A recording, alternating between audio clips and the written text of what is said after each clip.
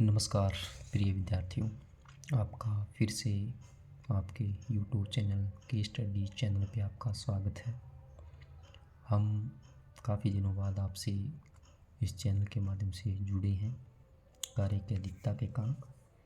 तो आज हम कक्षा 6 और 7 की जो वर्कशीट है 26 वो हम लेकर आए हैं।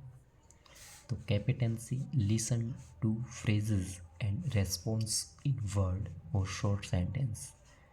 तो हमें इसके अंदर छोटे जो शब्द हैं, छोटे जो वाक्य हैं, उनको सुनकर हमें इनका उत्तर वो हमें देना है।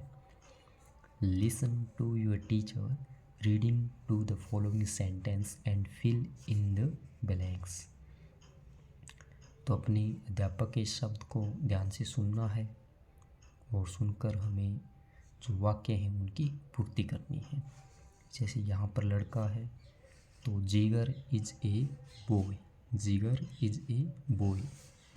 तो जिगर इज ए लिटिल बॉय, जिगर एक छोटा लड़का है। तो यहाँ पर हम क्या लिख देंगे, बॉय लिख देंगे। फिर 2 नंबर है, यहाँ पर घर है तो he lives in a house. ही मतलब वह, लिव्स मतलब रहता है, इन मतलब में, ए मतलब एक, स्मॉल मतलब छोटा। तो ये घर है, घर को अंग्रेजी में होम कहते हैं। तो he lives in a little, in a small home. तो वह एक छोटे घर में रहता है। इस प्रकार हम पूरा करेंगे। और यहाँ पर पेड़ में दिखाई दे रहे हैं तो there is a green Khalistan outside his house. उसके घर के बाहर हरे पेड़ हैं। तो there is a green tree.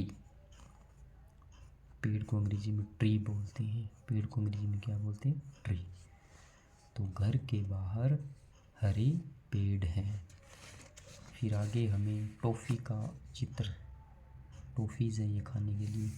तो जिगर लाइक्स टू ईट टॉफ़ीज़, जिगर लाइक टू ईट टॉफ़ीज़। तो जिगर है वो टॉफ़ी खाना पसंद करता है। जिगर मतलब जिगर, लाइक मतलब पसंद करना, ईट मतलब खाना, टॉफ़ीज़ मतलब टॉफ़ी। तो जिगर है वो टॉफ़ी खाना पसंद करता है। फिर 4 नंबर है, ही मतलब वह, विद हिज पेरेंट्स। तो वो अपने माता पिता के साथ रहता है। तो he lives, he lives with his parents. वो अपने माता पिता के साथ रहता है। He loves to play cricket, he loves to play cricket. वो क्रिकेट खेलना पसंद करता है। He loves to play cricket, वो क्रिकेट खेलना पसंद करता है। आगे he has as a pet. तो उसके पास एक पालतू जानवर के रूप में उसके पास एक क्या है, एक कुत्ता। तो यहाँ पर उसके पास चित्र में देख रहे हैं कुत्ता है। तो he has a dog as a pet. तो पालतू जानवर के रूप में उसके पास एक कुत्ता है। तो आगे हम वर्कशीट नंबर 27 पे चलते हैं। Worksheet number 27, competency read text with comprehension, infer meaning of an familiar word, identify context, read the following short story and make sentences using the highlight words. तो पहले हमें पढ़ना है। तो we like to visit grandma's village. में जो मेरी दादी का गांव है वहाँ मैं जाना पसंद किया या मैं वहाँ गया। ग्रांड माँ has a big mango tree in her garden. दादी के गांव के जो बगीचा था उसमें एक बड़ा आम का पेड़ था। मैनी वर्ड्स कम देयर, वहाँ पर बहुत सारे जो पौधे थे, जो पक्षी थे वो आए। I like to hide in the mango tree, मैं पेड़ के पीछे है वो छिप गया।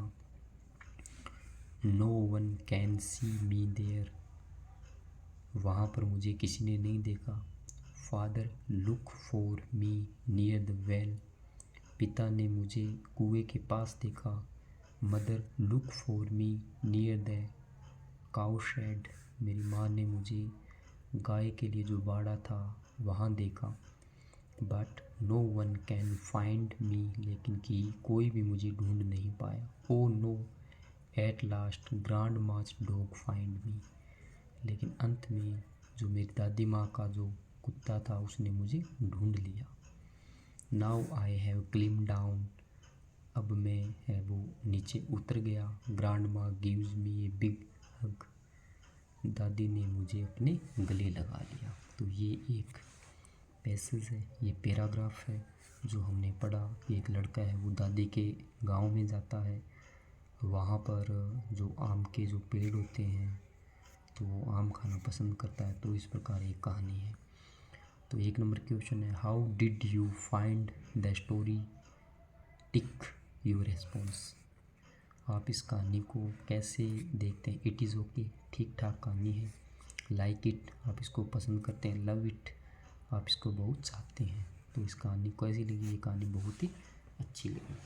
तो अब हमें है वो जो इसके अंदर बड़े जो वाक्य हैं, जैसे ये हाईलाइट जो वाक्य हैं, एक ही वाक्य हैं, ये हैं, ये हैं, ये हैं, ये हैं और ये है, इन शब्द को, इन वर्ड को आधार मानकर हमें वाक्य लिखने हैं। तो क्या लिखेंगे, जैसे आई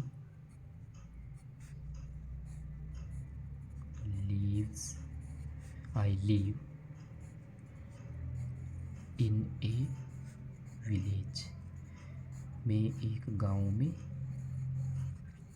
रहता हूँ। ठीक है, फिर हम क्या लिखेंगे, there is a mango tree in my garden. फिर हम क्या लिखेंगे,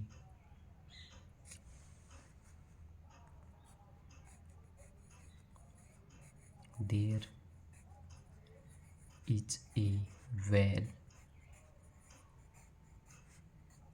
इन माई विलेज, मेरे गांव में एक कुआं भी है।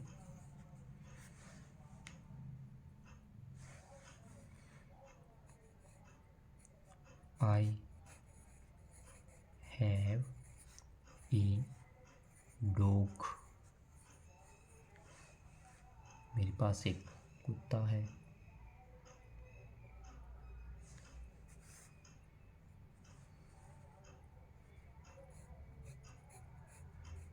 My parents